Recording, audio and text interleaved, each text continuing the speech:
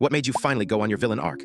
My mom had a talent for falling down the stairs, into a doorknob, over a rug that wasn't there. Our stepfather, David, was always so concerned. He'd rush her to the emergency room himself, his arm wrapped around her, telling the doctors how clumsy she was getting in her old age. He'd sit by her bedside, holding her hand, looking every bit the devoted husband. The doctors would nod sympathetically, patch her up, and send her home with him, my sister, Chloe, and I saw the truth. We saw the way Mom would flinch when he raised his voice, the way her eyes would dart to him before answering a simple question. The accidents always happened after he'd had a bad day at work, or after she'd had lunch with a friend he didn't like. He was a master of gaslighting, convincing everyone, including our mother, that her bruises were her own fault. We tried talking to her, but she would just shake her head and whisper, "He gets so stressed, it's my fault for upsetting him." We tried talking to our relatives, but they only saw the charming, caring man who brought flowers and told funny stories at family gatherings. "David adores your mother," my aunt told me once. "You're just being a dramatic teenager." We were trapped, watching our mother slowly fade away, knowing that one of his accidents would eventually be the last one. The breaking point came after she fell and broke her wrist, the one she used for her painting, the only thing that brought her joy.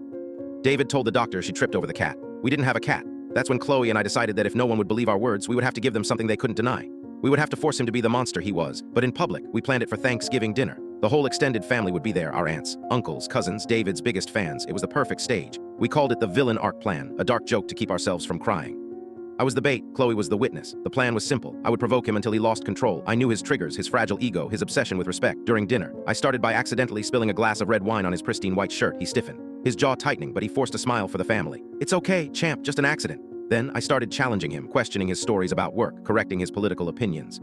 Chloe would back me up, saying things like, "That's not what Mom told me." With every comment, we were chipping away at his carefully constructed mask of the calm, respectable patriarch. My aunt tried to intervene. "Michael, that's enough. Apologize to David." That was my cue for the final push. I looked David dead in the eye and said, "Why? Are you going to make me fall down the stairs if I don't?"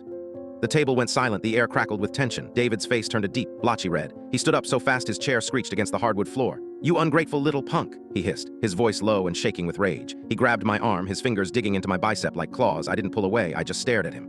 "What are you going to do, David?" in front of everyone. That's when he snapped. He yanked my arm forward and twisted. There was a sickening, audible pop. A wave of white-hot pain shot through my shoulder. But I didn't scream. I just watched the faces of my family, their casual dinner party expressions melting into shock and horror. My mother screamed.